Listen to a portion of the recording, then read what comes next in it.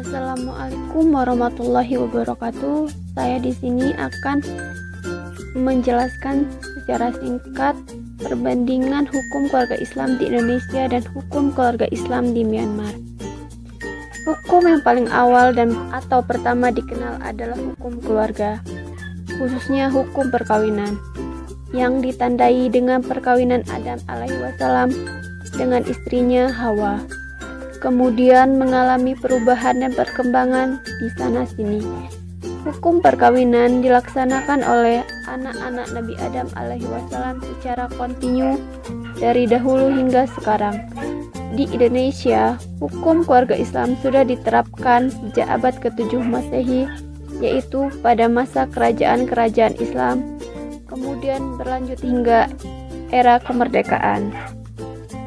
Myanmar adalah negara yang didominasi oleh pemeluk Buddha. Sekitar 80% dari total populasi masyarakat di Myanmar memeluk agama Buddha.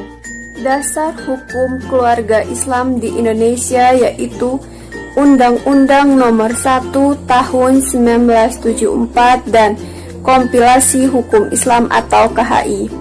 Sedangkan dasar hukum keluarga Islam di Myanmar yaitu Undang-Undang PBA atau Undang-Undang Perlindungan Bangsa dan Negara. Persamaan hukum keluarga Islam di Indonesia dan hukum perkawinan Islam di Myanmar yaitu sama-sama menganut asas monogami.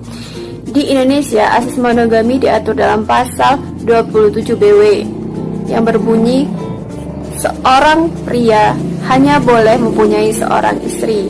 Sedangkan di Myanmar tertera dalam Hukum Pidana Myanmar pasal 495 mengenai warga Myanmar yang terbukti bersalah memiliki lebih dari seorang pasangan hidup atau hidup dengan orang lain selain pasangan hidup, mereka dapat menghadapi hukuman penjara maksimal 7 tahun penjara. Perbedaan hukum keluarga Islam di Indonesia dan hukum keluarga Islam di Myanmar terletak pada segi usia, di mana di Indonesia usia menikah bagi laki-laki yaitu 19 tahun dan bagi perempuan 19 tahun.